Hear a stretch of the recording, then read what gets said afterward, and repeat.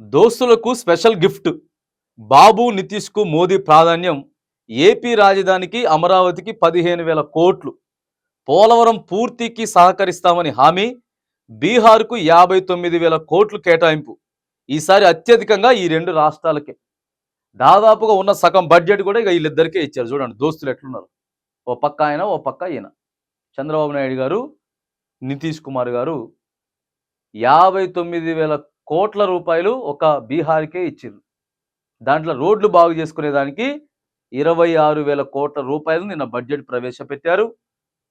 ఆంధ్రప్రదేశ్లో అమరావతిని చక్కగా నిర్మించుకునేందుకు 15,000 కోట్ల రూపాయలు ఇచ్చారు.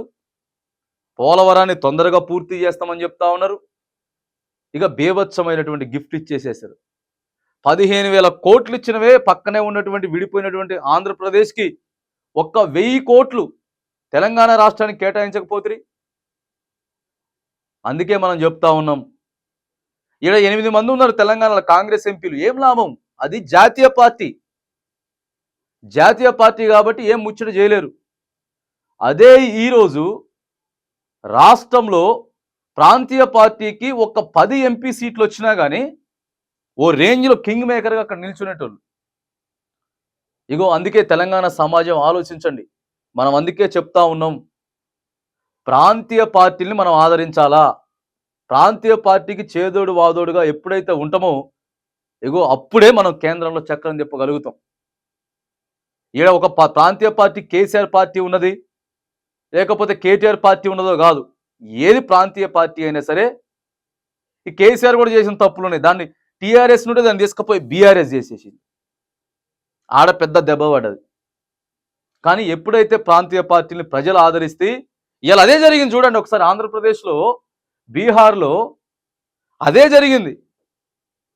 ప్రాంతీయ పార్టీకి ఆదరించరే, మాకెందుకే జాతీయ పార్టీలు మాకు అవసరం లేదు, దేశం మొత్తం మీద మమ్మల్ని అన్ని రాష్ట్రాలతో పాటు మమ్మల్ని ఒకలాగా చూస్తారు, మాకు సపరేట్ కావాలనుకొని ఇవాళ ప్రాంతీయ పార్టీలను ఆదరిస్తే వేలకు వేల కోట్లు ఇవాళ బడ్జెట్ వస్తూ ఉంది.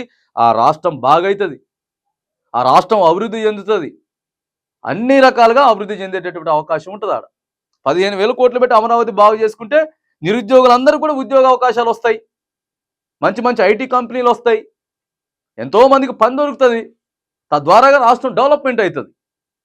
కాబట్టి ఎప్పుడైనా సరే ప్రాంతీయ పార్టీలనే మనం ఆదరిస్తేనే ఇగో అక్కడ మనం ఢిల్లీలో మనం చెప్పినట్టు నడుస్తుంది. లేకపోతే ఇవాళ తెలంగాణ పరిస్థితి ఆగమాగం అయిపోయింది. తెలంగాణ ఒంటరి అయిపోయింది. ఇలాంటి పరిస్థితులే వస్తాయి. కాబట్టి జాతీయ పార్టీల కన్నా ప్రాంతీయ పార్టీల్ని మనం ఎక్కువ ఆదరించాలి.